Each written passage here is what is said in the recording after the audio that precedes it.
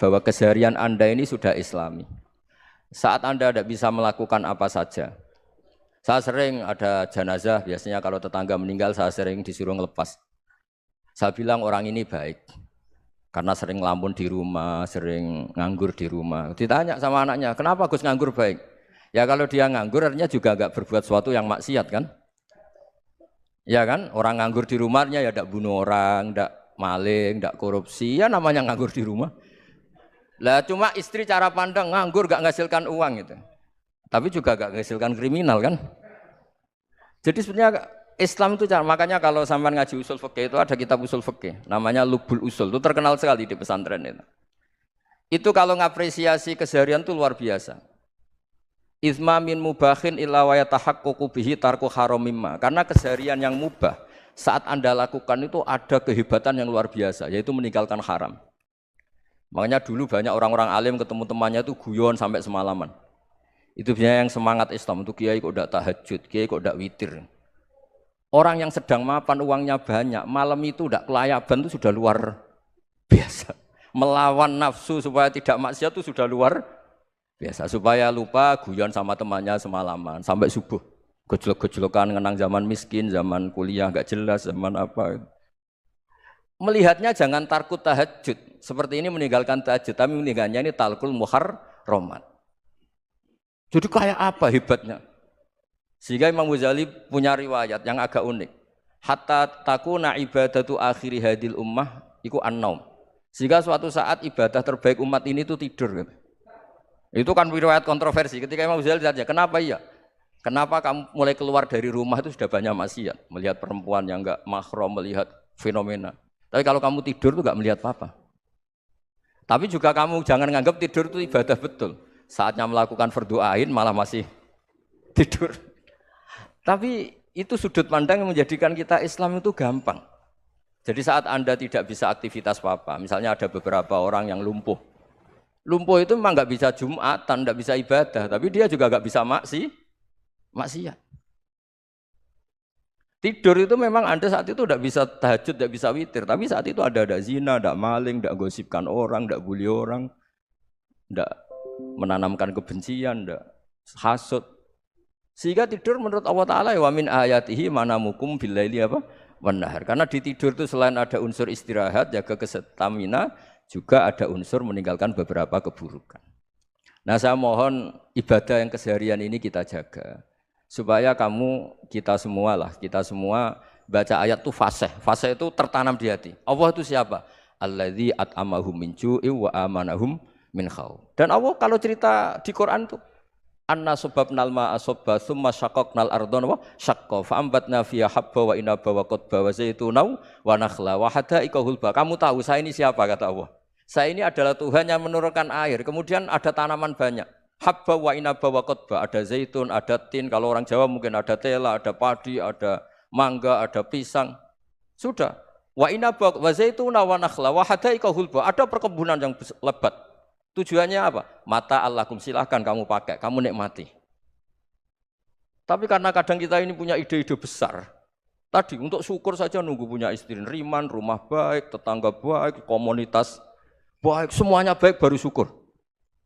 Lama-lama nanti ada di surga, syukurnya nunggu surga paling kelas A. Itu sudah ada yang menghuni Rasulullah, kamu nggak boleh di situ. Masa untuk syukur saja? Repotnya Masya Allah. Jadi mohonlah Quran yang kalau Anda hafalkan juz amma itu kan ada ayat-ayat yang kayak tadi. Ya, fal yang dzuril insanu ila ta'ami. Coba lihat apa yang kamu makan ya? Dari mana? Dan untuk mempertahankan hidup kamu keseharian. Jadi jangan kira ibadah itu harus membentuk komunitas yang versi Anda. Ibadah itu harus hal yang mulu-mulu. Kesehariannya Anda alami. Loh ini saya tidak bikin-bikin. Saya ngaji bukan karena berdasar pesanan. Itu ayat yang saya baca kan betul ada ayatnya kan. Fal yang dzuril insanu ila ta'ami. Anna sababnal ma'a sabba tsumma syaqaqnal arda syaqqa fa ambasna fiha habba wa inaba wa qadba wa zaituna wa nakhla wa hadaika ghulba. Terusannya apa? Mata'al lakum, silakan kamu nikmati. Mata itu silakan kamu nikmati. Ya kayak sampean dikasih hidangan ya makan. Ya sudah makan, habis makan ya minum, habis itu ngantuk ya tidur. Ya sudah normal-normal saja. Kayak apa indahnya Islam? Tapi Anda mencari Islam yang gimana lagi? Nah itu yang diajarkan guru-guru kita, diajarkan sanad kita sampai Wali Songo, sampai Rasulullah SAW. Sebetulnya dalam banyak hal-hal yang keseharian itu lebih prinsip ketimbang ide kita tentang hal-hal besar. Saya beri contoh, Allah itu Tuhan yang Maha Kuasa, yang menguasai alam raya ini. Kadang-kadang menjelaskan dirinya itu hanya alladzi at'amahum min ju'. Saya ini Tuhan yang memberi makan kamu saat Anda lapar, saat kalian lapar. Jadi untuk beriman kepada Tuhan yang Maha Esa, kepada Allah, kamu yakin yang memberi makan kamu itu Tuhan. Apapun kecewanya Anda terhadap tetangga, terhadap negara, terhadap mertua, terhadap istri, itu kecewa Anda tidak akan mati. Tapi kalau tidak makan itu mati. Sehingga Allah mensifati dirinya kadang pakai keseharian. Alladzi at'amahum min ju'. Tuhan itu siapa? Yang memberi makan kamu ketika lapar. Tapi kamu untuk syukur itu nunggu punya istri cantik, neriman, gampang diatur, membolehkan poligami. Terus 4 istri itu neriman semua, loyal semua. Itu sombong betul. Mau syukur saja kok repotnya seperti itu. Jadi mau syukur ya ada makanan dimakan. Itu. Kalau ngantuk ya tidur. Ayatnya wa min ayatihi manamukum billaili wan nahar. Maksud ayat Allah itu tidur. Nah, keangkuhan-keangkuhan ini yang menjadikan kita itu jadi repot hidup. Wong untuk syukur kok nunggu tadi. Mertua baik, tetangga baik, istri baik. Apa saja di sekelilingnya harus baik. Nah, keinginan berlebihan ini menjadikan kita lupa ada hal-hal yang paling kita butuhkan, yaitu oksigen. Kita boleh nempat di buminya Allah. Alladzi ja'ala lakumul ardo firasya. Bumi kamu tempati enak. Coba kalau gempa. Apa artinya istri 4 cantik semua kalau pas digoyang apa? Gempa. Apa artinya kamu jabat? Entah apa saja jabatannya. Kalau bumi likuifaksi, habis kamu. Kiai meskipun dai kondang umatnya jutaan, kalau likuifaksi di panggung hancur.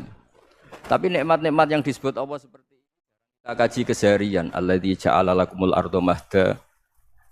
Allah itu yang menjadikan bumi dalulan yang mudah diinjak. Famshu fi mana dia silahkan pakai jalan-jalan. Jadi saya termasuk benar-benar kiai Jawa. Kalau kerennya kiai Nusantara atau kiai Indonesia lah. Diajari bapak saya Kiai Haji Nur Salim, diajari Mbah Maimun. Itu Islam itu keseharian. Karena ketika Anda memilih hal-hal yang serius, itu tujuan utamanya nyari ridhonya Allah. Dan ridhonya Allah bisa kamu dapatkan sesuatu yang pasti benar. Misalnya dalam sebuah hadis Sahih Muslim disebutkan, Innallaha la yardha 'anil 'abdi idza akalal akla fayahmadahu 'alaiha aw yashraba syarba fayahmadahu 'alaiha. Itu redaksinya inna itu sesungguhnya. La yardha juga pakai lam taukid, juga maknanya sesungguhnya. Sungguh-sungguh Allah sangat ridho ketika seorang hamba itu makan ketika sesuap nasi dia muji Allah, ketika minum seteguk nasi dia muji Allah. Itu kalau orang diridhoni Allah itu wali betul. Itu untuk jadi wali itu gampang, kamu makan ridho, kamu nginjak buminya Allah ridho seneng, kamu hidup keseharian aman seneng. Nah ini supaya sampean kita semua ngaji betapa panduan Rasulullah untuk menggapai ridho Allah itu banyak yang keseharian sekali. Saking kesehariannya banyak dalam hadis dan itu sahih. Nabi menyebut hal-hal yang keseharian. Hatta ma tas'alu fi fimra'atika. Kamu punya uang kemudian istri kamu bisa makan itu ibadah. Bahkan sebagian ibadah itu dicontohkan Nabi yang akhirnya diprotes sahabat. Yaitu wafi buti ahadikum sedekah. Kamu menggauli istri kamu itu ya sedekah. Sampai sahabat bilang yang benar ya Rasulullah. Ayati ahaduna syahwatahu wa huwa lahu ajrun. Masa urusan biologis, urusan syahwat kemudian dia dapat pahala. Nabi menjawab, alai salawadu'aha fi haramin akana alaihi wisrun. Bagaimana kalau dia meletakkan ke yang tidak benar itu kan dosa. Nah, hal-hal seperti ini yang saya ingin teman-teman semua lah, semua. Saya juga agak ingin ngaji demi Anda juga agak ingin. Itu dosa sekali ngaji kok pesanan kelompok tertentu itu enggak boleh. Islam itu untuk semua. Jadi ya cuma karena di depan saya jenengan ya seakan-akan jenengan korbannya. Itu ada ilmunya dalam usul fikih itu. Jadi orang itu harus ngaji usul fikih. Nama yang disebut, mungkin Mas Sufyan masih ingat zaman ngaji usul fikih. Nama yang disebut itu tidak jaminan sebagai prioritas perintah. Jadi misalnya gini, kebetulan yang di depan Nabi itu Abu Dzar. Nabi ya bilang, ya Abu Dzarin ini uhibbuka misalnya, atau ya Mu'ad ini uhibbuka, atau ya Abu Hurairah ini uhibbuka misalnya. Banyaklah riwayat yang Nabi nyebut ya Abu Dzarin, ya Mu'ad, ya Abu Hurairah. Kemudian misalnya Nabi meneruskan khitab, ini uhibbuka, saya mencintai kamu, fakul dubur sholatin, atau sebagian riwayat disebut fala tada'anna dubura kulli sholatin, Allahumma inni ala dzikrika wa syukrika wa husni ibadatik. Saya mencintai kamu, siapa saja. Mu'ad bisa, Abu Dzar bisa siapa? Saya mencintai kamu, mohon kalau habis sholat kamu jangan lupa wiridan Allahumma a'inni ala dzikrika wa syukrika wa husni ibadatik. Ya Allah, tolong kami permudah supaya mudah ingat engkau. Anda tidak bisa mentang-mentang, wong nama saya Parmin, nama saya Purnomo, itu yang diperintahkan Mu'ad misalnya. Jadi yang disebut satu, tapi khitab itu untuk siapa saja. Saya teruskan ya. Jadi saya mohon semua kita melakukan kebaikan itu kalau dalam kaidah fikih disebut al yakin la yuzalu bisyak. Banyak kebaikan yang kebenarannya itu 100%. Tidak punya efek samping ke pihak lain, ke kelompok lain, ke komunitas lain. Jadi tadi misalnya Anda makan dan itu murah sekali, hanya butuh satu piring. Setiap kunyahan kamu muji Allah, setiap minum kamu muji Allah. Itu redaksinya Rasulullah SAW disebut Allah sangat ridho ketika seorang hamba makan, kemudian dia memuji Allah. Atau minum, kemudian dia muji Allah. Logikanya gampang, negara seperti ini yang kamu harapkan bentuknya kayak apa, mertua, ipar, komunitas, tetangga. Itu nyata terjadi itu kan belum pasti. Sementara yang mesti terjadi adalah kamu butuh makan, kalau tidak mati. Butuh minum, kalau tidak mati. Butuh bumi yang nyaman ditempati, kalau tidak kita juga mati. Sebab itu Allah kalau menyebut nikmatnya itu hal-hal yang keseharian. Alladzi at'amahum min ju'. Allah itu siapa? Allah itu yang menciptakan kamu bisa makan. Tidak berlebihan, Allah itu yang menciptakan kondisi sosial itu ideal. Zaman Nabi itu ya ada orang munafik. Orang-orang pilihan Allah itu juga diuji orang sekelilingnya yang macam-macam. Semua diuji sesuai konteks zaman dan waktu. Nah, tapi ada ibadah-ibadah yang selalu disarankan Nabi. Sampai Nabi itu pernah ditanya, ayul Islam ya khairun ya Rasulullah, Islam terbaik itu gimana? Jawaban Nabi itu unik, it'amu to'am, Islam terbaik itu ya makan-makan, santai-santai. Ketika Allah menyebut beberapa kebaikan, falak tahamal aqobah, wa ma adrokan apa? Mal aqobah. Terusannya apa? Fakku raqobah. Terusannya apa? Au it'amun fi yaumin di masghubah. Ya, atau acara makan-makan itu juga Islam. Kenapa? Ya bayangkan kalau tidak ada makanan, kita mati kan? Kondisi sosial tidak ideal itu Anda masih gak apa-apa. Tapi kalau Anda tidak makan, Anda tidak minum, kamu punya istri cerewet masih bisa hidup, punya mertua cerewet masih bisa hidup. Tapi kalau tidak makan bisa mati. Berarti penting mana istri sama makan? Penting mana? Makan. Semoga istri Anda dengar, nanti kamu disuruh makan tapi pulang deh. Itu kalau dibahasakan makan masih memahami. Penting mana nasi satu piring dengan istri. Enggak ada nasi mati, enggak ada istri belum mati. Penting mana? Enggak berani jawab kan? Nah, ternyata Anda ada garang kan di depan istri. Jadi saya mohonlah, mungkin Mas Sufyan Sauri tadi yang bisa bantulah. Teman-teman tuh ngaji yang keseharian saja. Karena kita nyari ridha Allah itu berdasar firman Allah. Dan firman Allah itu menyebut keseharian tuh riang, gampang. Yaitu tadi misalnya wa min ayatihi manamukum billaili wan nahar. Termasuk ayat-ayat Allah itu kamu tidur. Maka dulu itu ada guyonan, ada tokoh Mu'tazilah, kelompok dalam Islam yang berpikir manusia itu bisa menentukan ikhtiarnya sendiri. Karena saya bisa duduk, ingin berdiri, berdiri. Karena kelompok ini enggak terima kalau semua kehendak Allah, nanti bagaimana kalau semua kehendak Allah kok ada hisab ya, ada sanksi. Lucunya itu dia akhirnya, ini cerita ya, mencintai seorang perempuan, cantik sekali. Dan itu dia menjadi ahli sunnah itu oleh hal-hal yang sepele. Karena istrinya cantik, ya namanya suami istri itu hubungan intim. Terus ditanya, Mas, masih ingin lagi? Masih. Silahkan diulang lagi. Wah ya tidak bisa. Katanya manusia bisa menentukan yang diinginkan. Itu tobat itu. Itu nggak bisa ditobatkan Mas Sufyan Ats-Tsauri. Orang cantik yang mudah nobatkan orang itu orang cantik. Segampang itu. Akhirnya kita tahu, makanya kalau dalam kitab Hikam itu disebut al-akil mayakul madza yaf'alu wa hubi wal ghafil mayakul madza af'al. Orang yang punya akal karena sadar ini wilayah Allah, semua milik Tuhan. Itu dia tiap hari berpikir, besok Allah akan melakukan apa terhadap dunia ini. Kamu merencanakan sesuatu mau plesir ternyata gempa. Mau wisata ke Rusia ternyata perang. Kamu tidak pernah tahu apa yang akan terjadi besok. Wa ma tadri nafsum madza taksibu ghadan.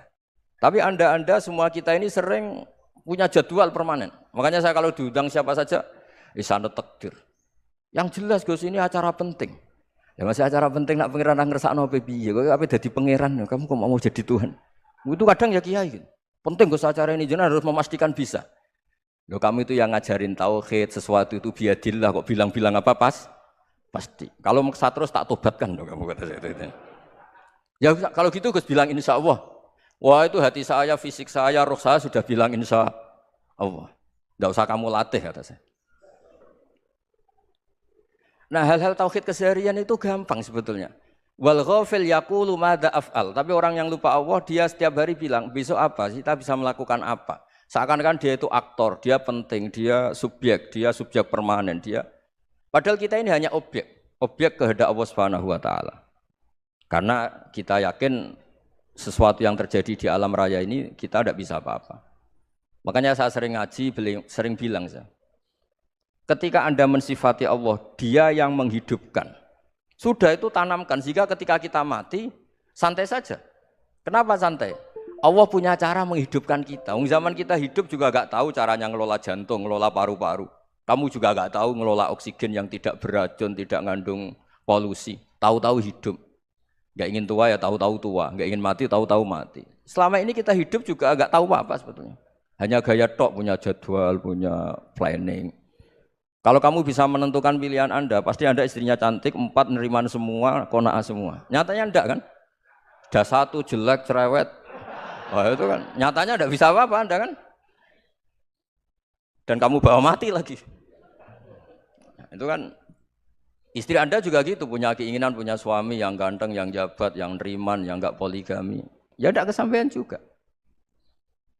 Kalau kita ngitung tingkat kegagalan kita itu gagal terus. Ya kan? Nah, terus ingat Allah, madza yaf'alu wa bi. Orang yang punya akal selalu berpikir Allah itu menghendaki apa terhadap saya. Loh sama-sama orang gitu. Ngelihat orang yang serius, itu kata Anda itu pemikir berat, serius. Senang punya tokoh yang merengut karena kamu anggap serius. Tapi sebagian orang nganggap orang yang serius itu wong merengut, wong masam, wong muka kok ditekuk.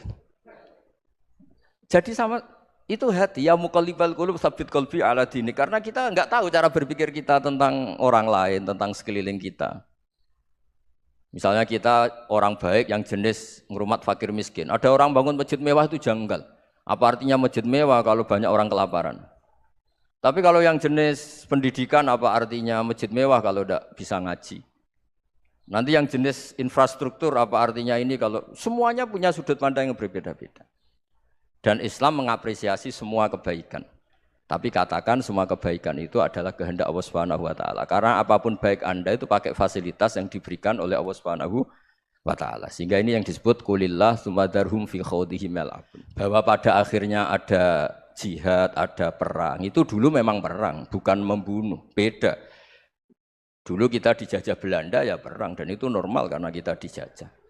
Jadi ketika orang lain ingin baik sama kita, wa in ahadum minal musyrikin astajaruka ya fa'jirhu hatta yasma'a kalam Allah. Kalau mereka ingin baik ya kita baik. Makanya ada istilah musta'man, mu'ahad. Kalau mereka ingin damai, berdampingan dengan kemajmukan, ya itu yang lebih baik. Karena memang Islam menghormati proses perdamaian. Wa in janahu lis-salmi ya fajnah lah. Kalau ingin damai, ya kita harus damai. Jadi, andai kan dulu Belanda datang ke Indonesia kok minta besanan. Ya mungkin kita juga senang karena memperbaiki hidung kan, kalau minta besanan. Gitu. Nah tapi wong jajah dulu itu kan masalah kan? Apa? Masalah kan? Jadi saya mohon jadi apa? Saya tadi minta sama Bapak Kadensus kemarin juga pernah main ke saya. Jangan sering ketemu. Saya ini sudah uzlah, saya ini sudah mau daftar jadi resi. Saya itu kemarin di muktamar juga agak datang, acara di Jogja juga sudah. Karena memang keluarga saya dulu itu bahasa ya, bapaknya bapak saya itu enggak keluar rumah itu puluhan tahun. Memang punya adat uzlah. Ya makanya ngaji saya ngaji aja yang gampang-gampang aja, yang enggak orderan, enggak pesenan ngaji aja dulu yang gampang. Saya ikhlas, yakin betul saya ikhlas. Ikhlas itu menurut saya itu roh. Orang enggak ikhlas menurut saya itu orang aneh. Ikhlas itu gampang, sudah saya bilang. Kalau kamu yakin ilmu itu milik Allah, ngasihkan juga ikhlas itu milik Allah. Apa sih yang kamu punyai sehingga kamu tidak ikhlas?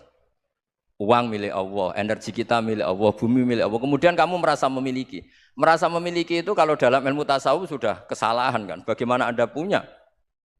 Coba tahu-tahu tanah itu kok milik Anda. Karena saya beli, Gus. Saya beli dari orang, dari Zaid. Padahal yang asli punya itu Allah. Apa benar kamu pernah beli sama Allah? Zaid ini pemilik nisbi, pemilik yang enggak sebenarnya kan? Ya enggak? Yang benar-benar pemilik itu Allah. Kok kamu ngerasa itu bumi kamu itu atas nama apa? Coba. Milik kan harus beli atau dikasih. Enggak semua kan? Nah, makanya terus famshu fi manakibiha, dan Allah menyebutnya, sudah saya ini yang menciptakan bumi. Waladzi ja'ala lakumul arda dalulan. Dan Allah menyebutnya sederhana, famshu fi manakibiha, silakan jalan-jalan. Terusannya apa? Wakulu mirizki, silahkan makan-makan. Jadi Islam itu ya makanya kiai-kiai itu ada acara makan, sampai ada guyonan fikuli makanin makan di setiap tempat ya makan. Nggih ngoten nggih, pokoke sing gampang-gampang mawon nggih. Nggih Mas Sufyan nggih sing gampang-gampang mawon nggih. Assalamualaikum warahmatullahi wabarakatuh. Nama saya Wildan dari Malang. Alhamdulillah hari ini bisa bertemu dengan Gus Baha yang memang dari saya waktu di dalam udah ngikuti YouTube-nya pada masa itu. Dan di sini Gus mungkin terdiri dari banyak saudara-saudara kita yang dari berbagai tempat, berbagai karakter dan berbagai sifat. Nah, yang saya ingin tanyakan, bagaimana kita memupuk konsep persaudaraan tanpa memandang kepentingan duniawi. Karena kebanyakan dari kita bersaudara karena kepentingan, bukan bersaudara karena ya kita adalah saudara. Terus kemudian yang kedua, yang ingin saya tanyakan itu, kita hari ini adalah mengalami degradasi moral yang luar biasa. Akhlak, sopan santun nyaris sedikit demi sedikit hilang. Nah, bagaimana cara kita untuk memupuk agar generasi kita selanjutnya tetap berakhlak, beretika terhadap yang lebih tua, ataupun kepada sesamanya, ataupun kepada yang lebih kecil. Mungkin sekian dari saya. Assalamualaikum warahmatullahi wabarakatuh. Yang saya hormati Bapak-bapak yang ada di depan, terutama Bapak Kiai Gus Baha. Perkenalkan, nama saya Imran, asal dari Poso, Sulawesi Tengah. Alhamdulillah pada kesempatan hari ini kita diberikan nikmat oleh Allah untuk bisa bertemu dengan Bapak Kiai yang mungkin secara pribadi dan mewakili mungkin perasaan teman-teman semua di sini. Ada kerinduan, keinginan untuk berjumpa langsung dengan Kiai, dan alhamdulillah terlaksana dengan berkat artinya dari Allah Subhanahu wa taala melalui bapak-bapak kita dari Densus bisa memfasilitasi. Pak Kiai, yang pertanyaan saya, kita ini kan teman-teman ini bahasanya ex napiter, pernah masuk dalam kesalahan kebencian terhadap negara. Bahkan di antara kita ini ingin membentuk negara sendiri. Ya kan? Apalagi kami dari Poso, terutama MIT, Mujahidin Indonesia Timur, itu pengen bentuk komunitas bahkan negara di Poso. Gitu loh. Artinya ada kebencian-kebencian. Nah, bagaimana? Karena kami dulunya punya doktrin negara ini negara yang togut, gitu loh. negara kafir yang wajib untuk kita perangi, kita musuhi, dan orang-orang yang berkembang kita, pokoknya kita basmilah sampai tegak negara ini, negara Islam versi kami saat itu. Nah, mungkin ada pesan atau ujangan nasihat untuk kami ini untuk semakin kuat, ataupun ada kisah-kisah ataupun ayat-ayat yang menjelaskan bagaimana kita itu harus sungguh-sungguh mencintai negara kita yang kita cintai ini. Kemudian yang kedua, Pak Kiai, terkait masalah ihsan. Ini seperti apa? Karena mahwal Islam, mahwal iman. Nah, ihsan ini kita mungkin yang belum terlalu kami pahami. Apa itu ihsan yang kata Nabi, anta'budullaha ka'annaka tarahu fa illam takun tarahu fa innahu yarak. Mungkin ada penjelasannya, Pak Kiai, Gus. Mungkin hanya ini yang dapat saya sampaikan. Assalamualaikum warahmatullahi wabarakatuh. Ya, makanya tadi saya bilang bernegara itu pakai hadis. Misalnya Nabi pernah ngendikan, kamu itu punya 3 tetangga. Yang satu punya 3 hak, yaitu dia tetangga kamu, dia seagama kamu, dia sesaudara kamu. Jadi ada 3 hubungan, seagama, sesaudara, dan tadi apa? Dia tetangga kamu, dia seagama dengan kamu, dia masih kerabat kamu. Terus ada tetangga yang punya 2 hak, yaitu dia tetanggamu, seagama dengan kamu, tapi tidak sekeluarga dengan kamu. Terus ada tetangga yang punya 1 hak, dia tidak keluarga kamu, dia tidak seagama dengan kamu, tapi tetap punya hak karena itu tetangga kamu. Dan itu kata Nabi, semuanya berhak kamu baikin, karena ada hakul jar. Makanya dulu doa ada bil kubri itu ceritanya sederhana. Ada seorang perempuan Yahudi ya, sowan Sayyidah Aisyah. Kalau sowan ya dikasih uang sama Sayyidah Aisyah. Padahal Yahudi ya. Ketika dikasih uang, terus si Yahudi tadi, semoga engkau diselamatkan dari siksa kubur. Zaman itu Sayyidah Aisyah belum dengar hadis tentang siksa kubur. Setelah Rasulullah datang, saya tadi diminta didoain, enggak saya terima karena saya enggak percaya. Terus Nabi ngendikan itu benar adanya siksa kubur. Ketika komunitas Yahudi di Madinah itu puasa Asyura, Nabi coba tanyakan mereka, kenapa puasa Asyura? Padahal orang Yahudi. Oh, terus setelah ditanya, yaumun najjawahu fihi Musa, itu hari di mana Allah menyelamatkan Nabi Musa, kata orang Yahudi. Terus kata Rasulullah, nahnu ahaqqu bi Musa, saya juga berhak menghormati Musa. Kemudian Nabi puasa. Suatu saat lagi ada orang Yahudi datang, ya Rasulullah, ya Muhammad, manggilnya ya Abul Qasim karena orang Yahudi. Ya Abul Qasim, nanti nasib langit bumi ini di mana? Manusia yang sudah mati-mati di mana ketika bumi dihancurkan? Mayat-mayat yang sudah di kuburan di mana?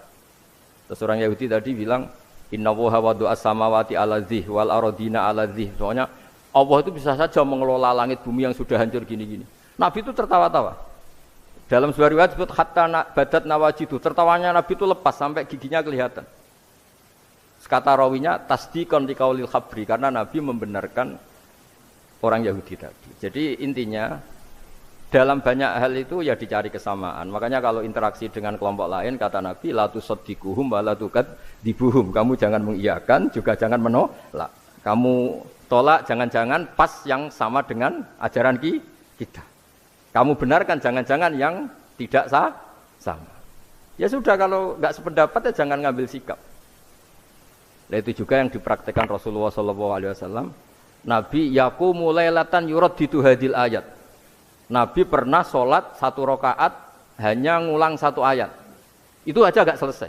Yaitu ngulang-ngulang ayat. Fa'aqulu kama qalal abdus sholeh in tu'adzibhum fa innahum ibaduk wa in taghfir lahum fa innaka antal azizul hakim. Pun Gusti kula nyerah.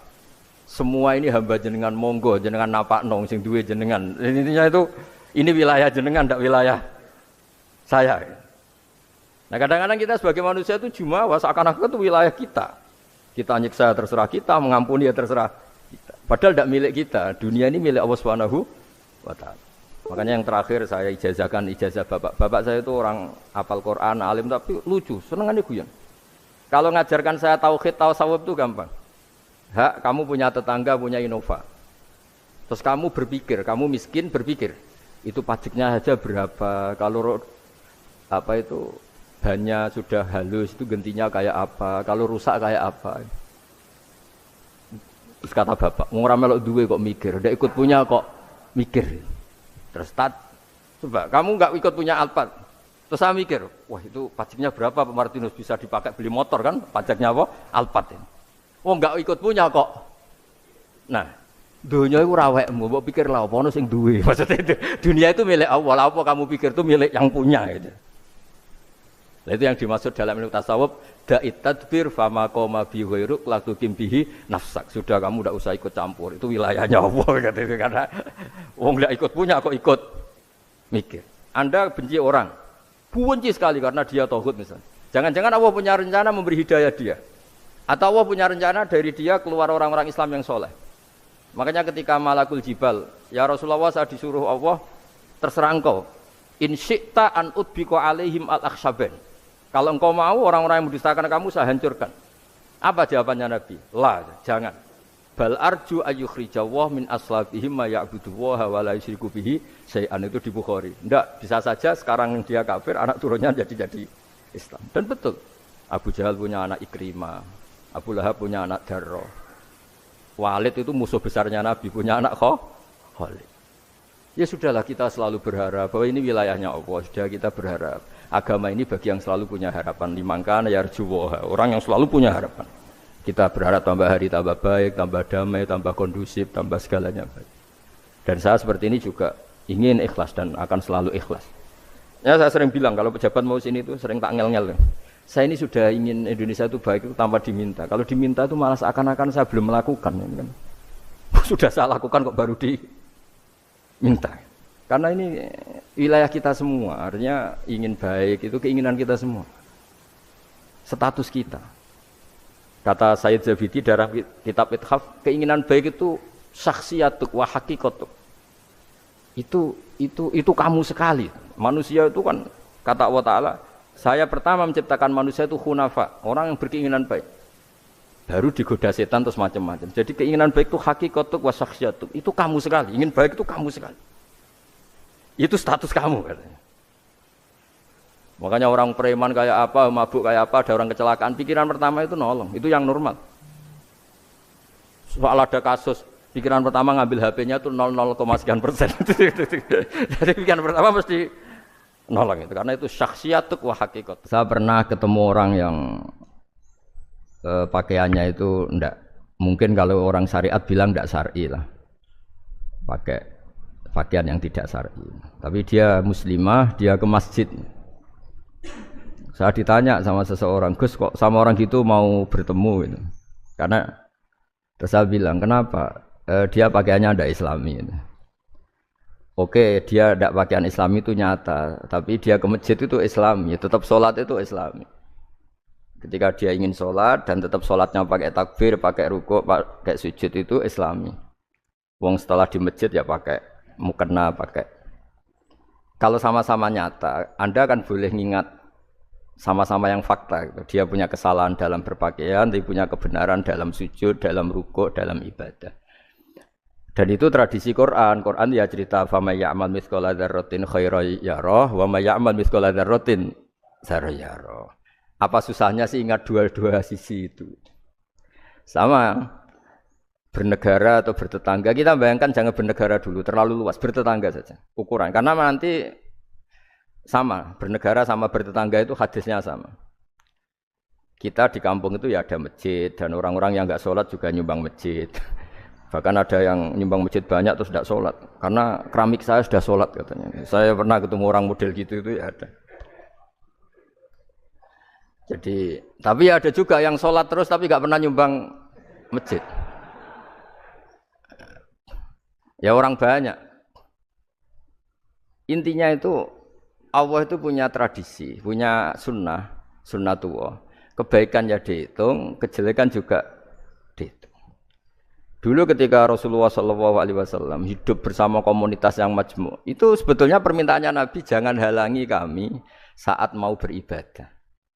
Dulu sampai perang karena mereka menghalangi. Sebenarnya problem mereka wa yasudduna an sabilillah, menghalangi. Sebenarnya kalau dulu saling toleransi ya enggak ada masalah.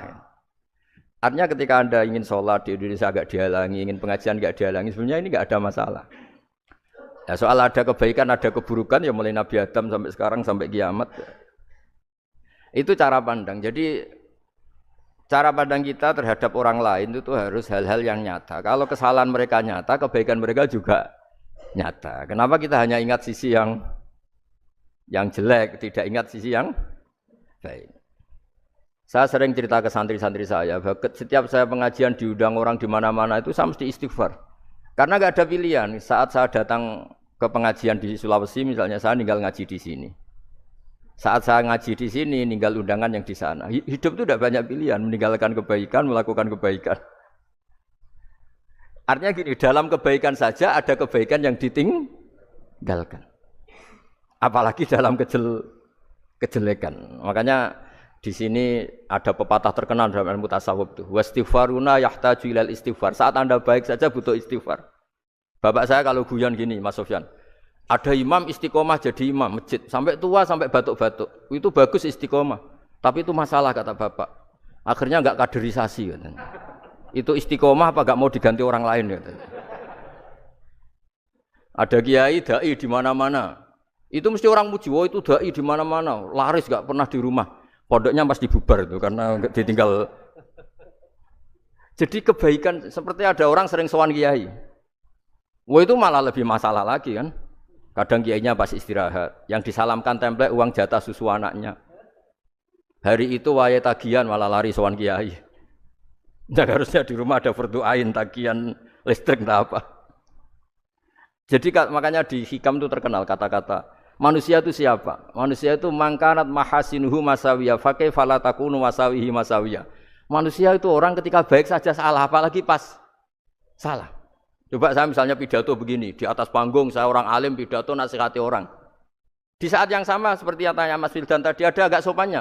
Di situ ada mungkin orang yang lebih sepuh timbang saya. Masa lebih muda kok di atas? Yang di bawah lebih tua. Ada agak sopannya. Mau enggak pidato disuruh, mau di atas disuruh, enggak sopan sama yang. Tapi misalnya yang paling sepuh pidato enggak pernah ngaji kok pidato terus gimana? Artinya ketika kita baik saja ada salahnya, apalagi pas salah. Sebab itu ajaran Rasulullah itu suruh berdoa Rabbana dzalamna anfusana. Sebelum minta itu merasa, ya Allah kita ini mendolimi diri kita sendiri. Karena dalam pilihan-pilihan itu pasti ada salahnya. Coba misalnya Anda bangun masjid habis 2 miliar. Yang harusnya 1 miliar sudah jadi. Terus nanti suatu saat ketemu Allah ditanya, itu ada orang miskin, fakir miskin, yatim. Andai kan kamu sumbang 1 miliar itu sejahtera semua. Gara-gara kamu bangun masjid terlalu mewah. Ya tapi kadang-kadang orang kebaikannya itu orientasinya bangun masjid, gak tertarik nyumbang fakir. Saat itu cara berpikir gitu mau apa? Tapi kalau dia mau luhur manusia terbaik karena bangun masjid 2 miliar, coba diaudit secara kepentingan syar'i. Penting mana dengan ngasih makan fakir miskin? Penting mana dengan menikahkan janda misalnya? Penting mana dengan pendidikan? Apa artinya masjid mewah orang nggak tahu halal haram, nggak tahu najis, nggak tahu cara sesuci, nggak tahu cara adzan yang benar. Terus penting mana untuk beli kitab sama dipakai masjid? Apa artinya beli kitab apa tapi nggak makan? Penting mana makan sama beli kitab? Ada auditnya. Makanya manusia itu ketika baik pun disuruh istighfar. Apalagi ketika salah. Nah dengan perasaan seperti itu kebencian pada orang lain luluh karena potensi baik pada orang lain ternyata tinggi. Dan potensi salah ke kita juga tinggi. Nah dilatih gitu, jadi di Ihya itu ada kitab tawaduk. Kitab tawaduk itu dilatih, ketemu orang tua. Huwa aksaru ibadatan, dia mesti ibadahnya lebih banyak karena lebih tua timbang saya. Pasti sholatnya lebih lama timbang saya. Ketika Anda sudah tua, melihat anak-anak, huwa aqallu minni maksiatan, mesti maksiatnya tidak banyak karena masih kecil. Terus ketika melihat orang fasik, maksiat, la'allahu yatubu alaih, fa innahu tawwabur rahim. Mungkin Allah memberi tobat, bisa saja. Umar itu ingin bunuh Nabi, tapi Allah memberi tobat. Yang sowan kiai saja tidak mesti dapat tobat. Umar ingin bunuh Nabi, tapi Allah memberi tobat. Akhirnya ya tobat jadi Islam yang baik. Dalam sejarah Wali Songo, Kalijogo sowan Sunan Bonang itu ingin garong, tapi malah jadi muridnya jadi wali. Kalau Allah sudah menghendaki tidak ada ya. Perang Uhud orang Islam kalah itu karena panglimanya siapa? Khalid bin Walid. Tapi dia malah yang dapat hidayah. Nah, sama orang yang sekarang Anda benci bisa saja Allah merencanakan ada apa? Hidayah di situ. Dan kita yang merasa benar jangan saja ada rencana Allah bikin kita su'ul khotimah. Naudzubillah min dzalik, kan enggak pernah tahu. Nah, dari tidak pernah tahu itu orang diusahakan tawadhu. Wa ma adri ma yuf'alu bi wala bikum. Kita tidak pernah tahu. Makanya meskipun saya ini kiai terus kata orang banyak itu ketop. Kalau istighfar ya nangis betul ya. Cuma kan nggak perlu di depan umum. Nanti ada penampilan kan ribet kan nanti. Sudah nangis nggak ikhlas, nggak mutu. Ya gitu ya. Nggih ngoten mugi-mugi barokah sedanten. Assalamualaikum warahmatullahi wabarakatuh.